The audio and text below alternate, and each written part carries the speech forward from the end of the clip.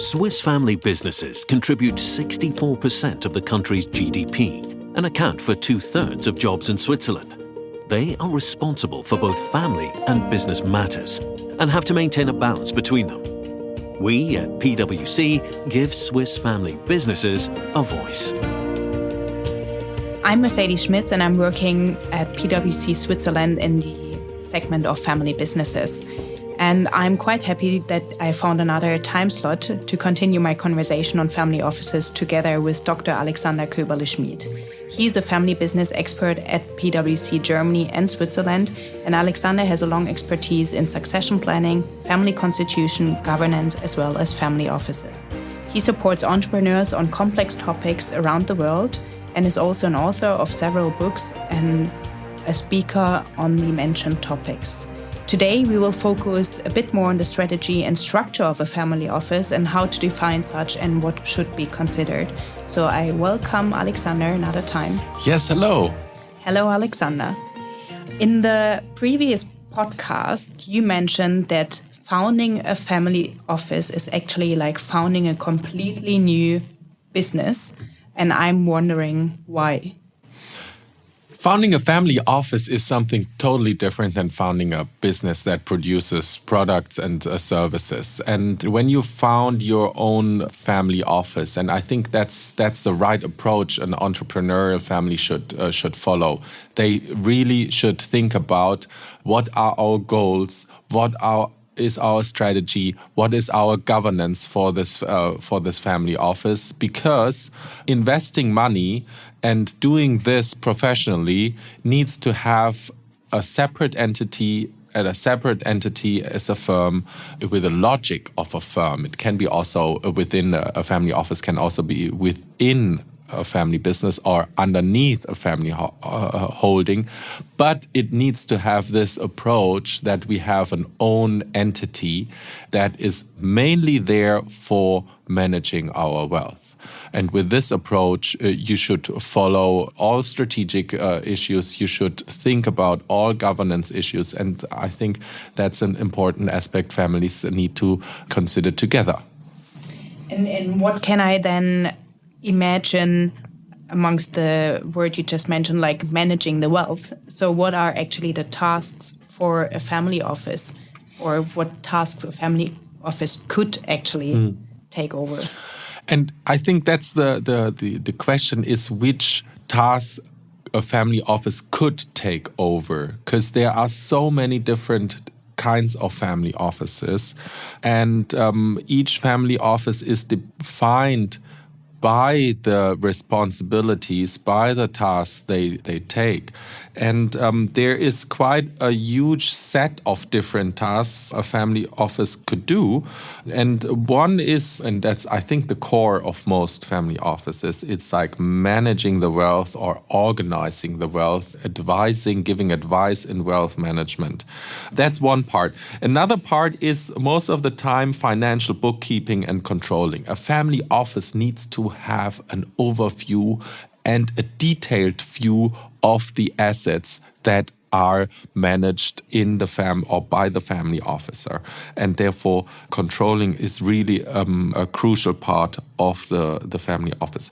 Other aspects, they reach to legal issues, taxation issues, but also succession issues. And in terms of supporting the family, not only in those areas, in the legal and tax areas, but also in other areas in terms of managing and concierge services like convenience, helping families in all other issues they have.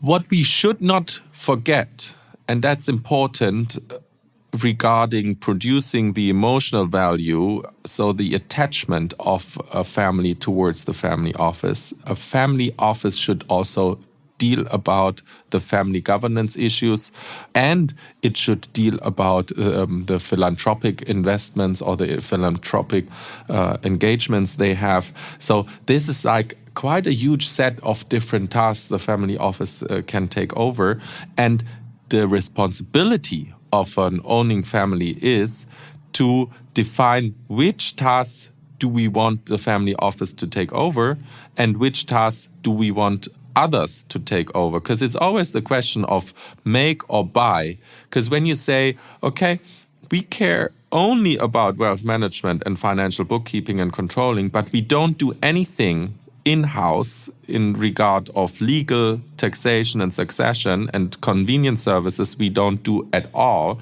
then you cut down the task to the most relevant aspects, and this decision the owners need to make. Well, so there are different tasks a family office can actually take over, but to start a bit earlier, what are the strategic aspects a family should consider when deciding to go for a family office? Those strategic aspects, they start with the question, where do we want to go? So what are our goals? What do we want to achieve with our family wealth? And what is also important, it's about the values. So what do you expect in terms of conflict of interest freeness? What do you expect in terms of investments? So you need to think about, where do we want to go and in which boundaries should this happen? So this is like the beginning of a good family office strategy. Then it goes down into, in which assets classes do you want to be invested? Is it only real estate, or is it liquid assets? Is it direct investments in firm? Is it private equity? Is it investments in wood and so on, wood and gold and so on? So that's a definition the family needs to make and needs to make together. And then for each of those assets, they should define their goals, what they want to achieve in those assets, and this depends on the risk appetite they also have. Then one should think about the personnel issues. How big can this family office be in terms of employees, the technical infrastructure, the legal form, and when you have decided about this as a family, the next step is, what are the operational aspects? After having defined the strategy, then the operational aspects, what is there important? What are the real tasks they should perform? What is the remuneration of the personnel? What is like this, the right software? What is the budget? How much do we insource? How much do we outsource? How do we use networking and networks for investing? And a crucial question, what is our risk appetite, and how do we assure compliance within our family office that only those investments are done that go in line with the strategy the family defines for their family wealth? So there are actually quite some decisions to take when deciding for a family office. So from my experience, there are quite some families out there who are already in the third, fourth generation within the business. And my question is, if you have different angles of a family, so different point of views and different... exactly. Yeah, this is like, that's normal. When the family sizes increases, the different point of views each family member has increases. The families live not only in Switzerland anymore, they live abroad. Families follow their individual paths. This leads all to diversity in the family. And when the family is diverse, then it is even more important that they come up with a sound strategy for their family wealth. And the question is, if this is not possible, that they come up with a common strategy, they should think about, and that's really an important question, they should think about, do we really want to invest together, or do we go separate ways? And for doing this, it is helpful to decide about, or to define, what is our company wealth, our business wealth. So what is the company we are invested in? What is our private wealth, so our personal houses where we live? And what is our family wealth? So which assets are in this family wealth basket? And to help families to invest together in this family basket, in this family wealth, through the family office. It is also helpful, and this is the second question after the differentiation between the different wealth, the business wealth, the family wealth, and the private wealth. It is also helpful in the family wealth to decide what is our core family wealth and what is our satellite family wealth. And possibly for the satellite family wealth, each one has a higher personal influence and interest and can decide, okay, I'm going to invest in Bitcoins and I'm going to invest in private equity only. But for the family wealth, the core family wealth, we invest in very stable assets. And we want to have this family wealth also, if something happens to the firm or if a huge investment needs to be done in the firm, so in the business area, then we can use some of our core family wealth to invest it into the firm. So helping the families in terms of differentiating between the different types of wealth, business, family, and private wealth, and within the family wealth to define a core family wealth and a satellite family wealth. This makes things much more structured and easier to define then also a separate strategy for those different wealth baskets. So no matter for what kind of asset allocation you're deciding then, but what are the concrete expectations a family can have from a family office or respectively the family officer who's taking care about the assets? They should define how much risk do we want to take and how much security do we want to have in our portfolio. This is one axis. Another part is how much do we want to grow? And do we want to have a high growth, which means a high level of risk, or do we want to have a stable growth? How much money do we need to take out of the family office for our personal, private expenses? Can we keep all money in the family office, in the family office wealth? Or do we need to take something out there? Do we want to be invested long-term or short-term to be able to cash out and to use the money to invest it in other assets? And one part is also, do we want to personally, as a family, control the investments and monitor the investments, or do we want to have this done by others?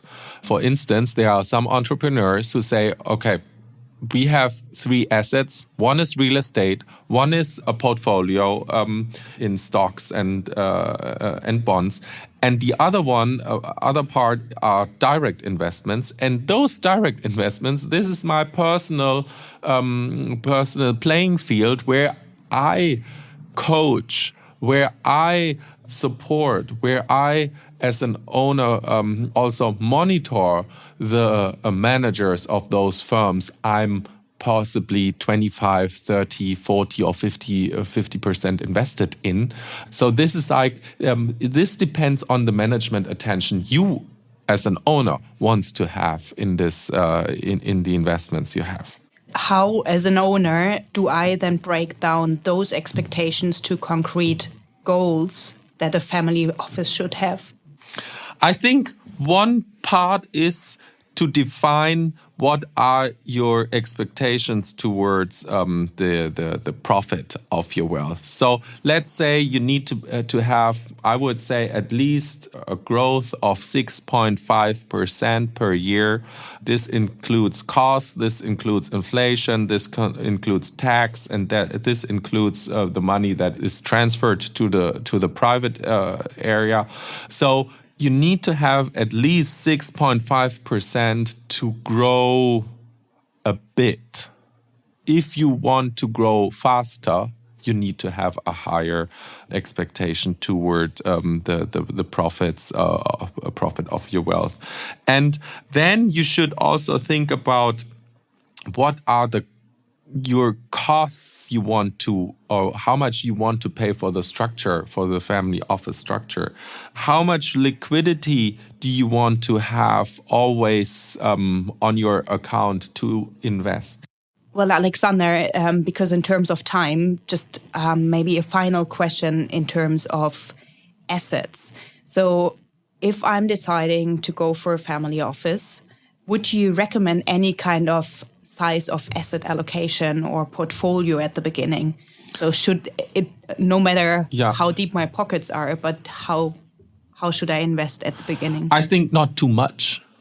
Don't invest in too many assets. I think 2 to 4 assets classes is enough in the beginning, and then more focus. I think focus is important, and being clear what you want to achieve in each of those assets, and making it also clear to the family officer from a family perspective what you want to achieve in those 2 to 4 assets. But that's maximum. You just mentioned the family officer once more, and what expectations can we have in terms of assets, and in general, what are his tasks and the other employees' tasks?